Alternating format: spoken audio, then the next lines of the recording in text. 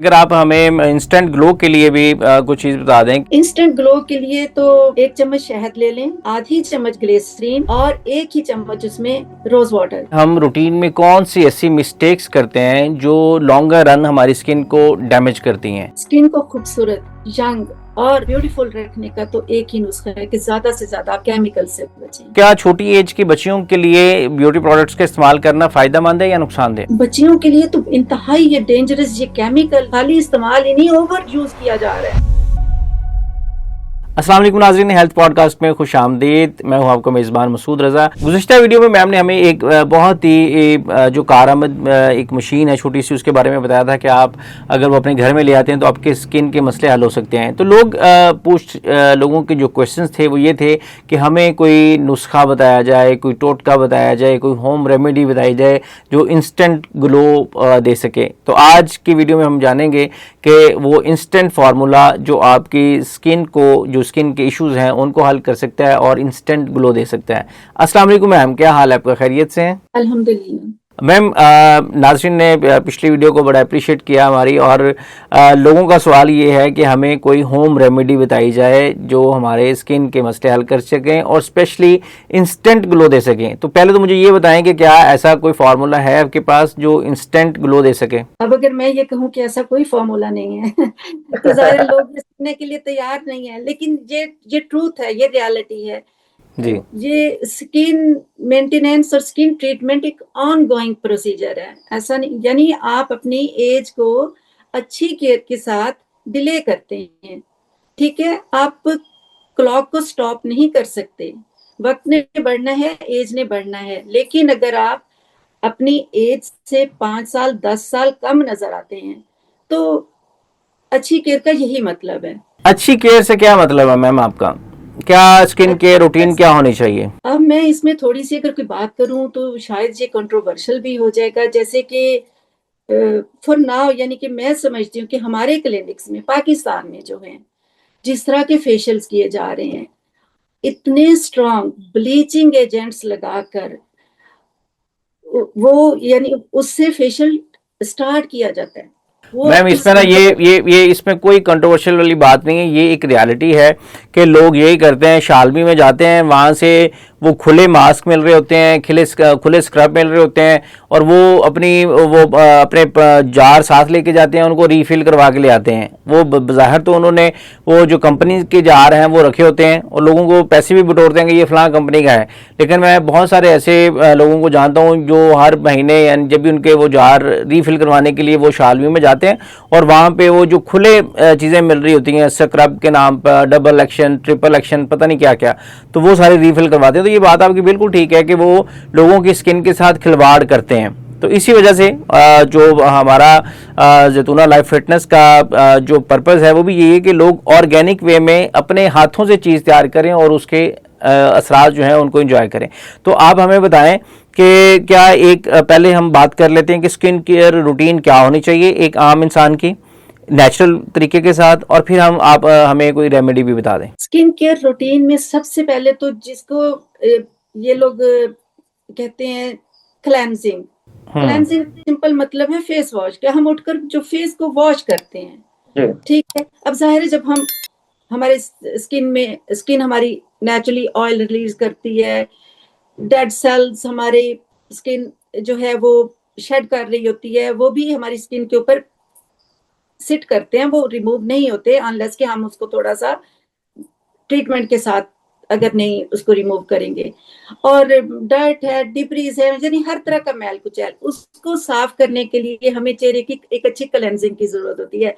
आप हमारे चैनल पर जाकर अगर हमारा नेचुरल क्लेंजर का प्रोग्राम देखें, हमारी वीडियो देखें, जिसमें हमने बताया है कि बादाम रोगन से अच्छा कोई क्लेंजर नहीं है। मार्केट में मौजूद कोई भी क्लेंजर, कोई भी फेस वॉश उसका मुकाबला नहीं कर सकता। ऑयल ट्रैप्स ऑयल, अगर किसी की स्किन ऑयली है, एक्निक है, उसके लिए भी वो काम करता है, क्योंकि ये ऑयल ट्रैप्स ऑयल, ऑयल से ही आप ऑयल को रिमूव करते हैं। तो वो ऑयली स्किन के लिए भी अच्छा है, वो ड्राई स्किन के लिए भी अच्छा है। क्लेंजिंग हो गई, क्लेंजिंग के बाद आप करेंगे एक्सफोलिएशन स्किन की, जिसमें हम स्किन के वो जो हमारी स्किन के डेड सेल है, उनके अंदर एक खास तरह की एक ग्लू होती है जो कि स्किन के साथ चिपके रह जाते हैं। इसीलिए एक्सफोलिएशन, जब तक आप एक्सफोलिएशन नहीं करेंगे, आपकी स्किन ना तो अच्छी तरह ब्रीथ कर रही है, ना उसके अंदर सही उसको ऑक्सीजनेशन उसकी हो रही है। इसलिए डेड सेल रिमूव करना बहुत जरूरी है। तो उसका क्या तरीकाकार है मैम, वो कैसे किया जाए? जैसे अभी ये जो सर्दियों के मौसम में इतने ऑरेंजेस आए थे, यानी ऑरेंजेस का मौसम है, माल्टों का, संतरों का, तो उसके जितने भी छिलके हैं, अगर आप उनको घर में ड्राई करके सुखा लें और उनका बारीक पाउडर कर लें, और चाहे तो उसमें आप थोड़ा सा चावल का आटा मिला लें, उससे अच्छा बेहतरीन कोई स्क्रब भी कोई नहीं है। उससे अपने चेहरे की स्क्रबिंग करें, आप देखेंगे कि आपकी स्किन इतनी सिल्की और इतनी स्मूथ और इतनी साटन फीलिंग हो जाती है। ये जो जितने भी कमर्शियल प्रोडक्ट्स आप यूज करते हैं, वहां की तो खैर मैं बात ही नहीं करती कि लूज जाकर स्टफ वहां से खरीद कर आते हैं मार्केट से। हमारे यहाँ भी, हमारे तो खैर यानी प्रोफेशनल। आप कह रही हैं कि सिंपल आप यानी कि किन्नू के छिलके उनको ड्राई करके उनका एक फूफ बनाया जाए और उसमें जो चावलों का आटा है वो मिक्स करके इन दोनों चीजों से बना लें, या कोई और भी चीज इसमें ऐड करनी है? इसमें ये दो चीजें ही आपकी स्किन को बहुत अच्छी तरह से एक्सफोलिएट करती हैं। हम अपना मैं खुद भी ये तैयार करती हूँ डेली माइक्रोफोलिएंट, जो कि डेली यूज के लिए सेफ है। ठीक है, दो स्टेप हो गए। पहले में क्लेंजिंग आ गया, क्लेंजिंग के लिए आपने बताया कि रोगने बादाम यूज करें, और उसके बाद दूसरा ये एक्सफोलिएशन आ गया। अब नेक्स्ट क्या करना है? क्लेंसिंग के बाद वैसे तो दूसरा जो स्टेप होता है वो टोनिंग का होता है, क्योंकि जाहिर है जब हम अपने फेस को थोड़ा सा 1-2 मिनट के लिए मसाज करते हैं और मूवमेंट्स देते हैं, तो हमारी स्किन का पीएच बैलेंस थोड़ा सा डिस्टर्ब हो जाता है। उसको बैलेंस करने के लिए और कोई left over cells, debris, dirt को रिमूव करने के लिए फिर हम टोनिंग करते हैं। घर में आपके पास अगर रोज वाटर पड़ा हुआ है, उसके अंदर थोड़ा सा खीरे का रस निकाल के डाल दें, और थोड़ा सा, अगर आप बिल्कुल मामूली सा देखें, एलम की बड़े मैं देखती हूँ टोटके आते हैं। एलम आपकी स्किन को बहुत ज्यादा डैमेज भी करती है, जो फटकड़ी है। इसकी इतनी लिमिटेड, इतनी कैलकुलेटेड अमाउंट आपको यूज करनी है कि शायद 1 ग्राम, और 1 ग्राम आपको पता है ना कि एक ना होने के बराबर वो क्वांटिटी है। अगर आप उसको चाहें तो आप इसको 1 हफ्ते के लिए बना के रख लें, नहीं तो आप इसको रोजाना भी अगर फ्रेशली भी तैयार करें तो ये आपके लिए ज्यादा बेहतर होगा। फिर उसके साथ अपनी स्किन की टोनिंग कर लें। टोनिंग के ठीक बाद है। अपनी स्किन को एक्सफोलिएट करें, जैसे कि मैंने बताया, होममेड एक्सफोलिएटर और स्क्रबर के साथ। और फिर अपने चेहरे का एक अच्छा मसाज करें। कोई भी ऑयल ले लें आप, खास तौर से ये खुबानी का ऑयल जिसमें विटामिन के है। एप्रिकॉट ऑयल तो बेहतरीन, होबा भी है इसमें, और ग्रेप सीड ऑयल में, ग्रेप सीड ऑयल में तो बहुत ही एंटी एजिंग एजेंट्स है ना, प्रॉपर्टीज उसकी, खास जी। तौर से ये बहुत ज्यादा ब्यूटी इंडस्ट्री में यूज होता है। लेकिन होना उसकी बहुत ही प्रीमियम क्वालिटी चाहिए, वरना तो फिर उससे बेहतर है कि आप अपने घर में सरसों का, बेशक अगर आपके पास ऑयल है, उसके साथ आप एक अच्छा मसाज करें अपनी स्किन का। उसके बाद आपके पास घर में कोई भी डिवाइस पड़ी हुई है, ये अगर आपके पास गुआशा है या जेड रोलर है, ये छोटे छोटे से, ये बड़ी एंशियंट, इनके अंदर खास तरह के स्टोन्स लगे होते हैं जो कि स्किन को थोड़ा लिफ्ट कर देते हैं और मसाज मूवमेंट्स को और भी ज्यादा, जरा फास्ट रिजल्ट आपको देते हैं। जी। उसके बाद कोई भी अच्छा मास्क लगाएं इंस्टेंट लिफ्टिंग के लिए। आपने पूछा इंस्टेंट ग्लो के लिए, इंस्टेंट लिफ्टिंग के लिए मैं आपको एक खास नुस्खा बताती हूँ कि ईद के ऊपर जैसे लोग पार्टीज, डिनर्स और इवेंट्स होते हैं, तो जाने से पहले अगर एग वाइट को अच्छी तरह से फेंट के उसका मास्क अप्लाई करें, तो वो ना पोर्स को भी श्रिंक करता है और एकदम इंस्टेंट लिफ्टिंग देता है। वो स्किन को टेम्परेरी क्विक लिफ्टिंग दे देता है। और उसको 5 से 10 मिनट के लिए उसको अप्लाई करें, उसके ऊपर थोड़ी थोड़ी देर बाद रोज वाटर का स्प्रे करते रहें, क्योंकि वो बहुत ज्यादा स्किन को फिर टाइट करता है ना और हार्ड करता है। जी। और उसके बाद अपना फेस वॉश कर लें, और उसके बाद एक बॉल में पानी लेके उसमें बहुत ज्यादा आइस डाल दें। बहुत ठंडा यख पानी के अंदर थोड़ी देर के लिए आप अपना नाक क्लोज करके उसमें अपना चेहरा डिप करें 3-4 दफा, तो वो बहुत ठंडा पानी भी आपके पोर्स को श्रिंक करता है। जब पोर्स श्रिंक होते हैं तो ऑटोमेटिकली आपकी स्किन लिफ्टिंग इफेक्ट्स शो करती है। जी। तो किसी भी फंक्शन पे जाते हुए, और ईद का ये जो फेस्टिवल है उसके लिए अगर आप खास तौर से तैयार होना चाहते हैं, तो ये दो आप ट्रिक करें, आप देखेंगे कि आपको आपकी स्किन में एक इंस्टेंट चेंज आया। ये मैम आपने बहुत अच्छा हमें चारों स्टेप्स बड़े अच्छे अंदाज में समझाए।